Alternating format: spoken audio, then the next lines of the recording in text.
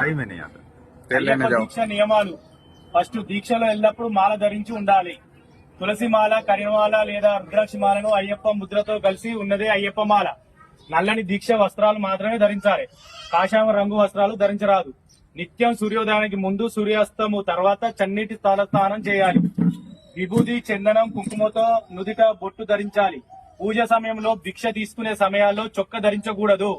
స్వాత్వికాహారం ఒంటి పూట మాత్రమే తీసుకోవాలి. రెండో పూట అల్పాహారం చూచిగా స్వీకరించాలి. పాలు, మజ్జిగ, పండ్లు తీసుకోవచ్చు. ఉదయం మిర్చిలు, బజ్జీలు, గారెలు తినరాదు. తాంబూలం, ధూపాదం, మధ్యాహ్నం జూదం వంటి దురా అలవాట్లను విడిచిపెట్టాలి. కఠిన బ్రహ్మచార్య పాటించాలి. చాప, దుప్పటి వేసుకుని నేల మీద నిద్రపోవాలి. మంచంపై పడుకోవడం, కూర్చోవడం పనికిరావు. క్షూరకర్మ చేయించుకోకూడదు. గోళ్లు తీయకూడదు. పాదరక్షలు ధరించరాదు. మూత్ర విసర్జన తర్వాత కాళ్ళు, చేతులు, కాళ్ళు, పెదవులు శుభ్రపరచుకోవాలి. చూచిగా ఉండాలి. శవాన్ని చూడకూడదు. అపకర్మలో పాల్గొనకూడదు. శుభమైన అశుభమైన అశోచాలను దూరంగా ఉండాలి. అటువంటి వారిని చూసినప్పుడు తలస్నానం చేసి శరంఘోష చేయాలి. శాంత స్వభావం కలిగి ఉండాలి.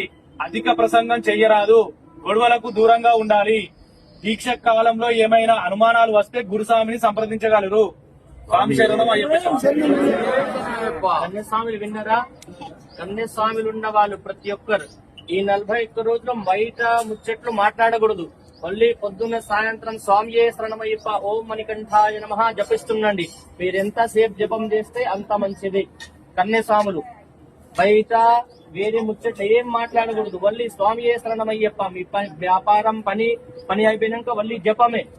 ఓం మణికంఠాయ నమః, ఓం స్వామియే శరణమయ్యప్ప జపిస్తుండండి. అందరు కొబ్బరికాయ తీసుకోండి. ధ్వజస్తంభం కాడ నుంచి ఒక్కసారి ప్రదక్షిణ చేసి కొబ్బరికాయ కొట్టి తీసుకొని రండి. అందరు వచ్చి మండపంలో నిలబడండి.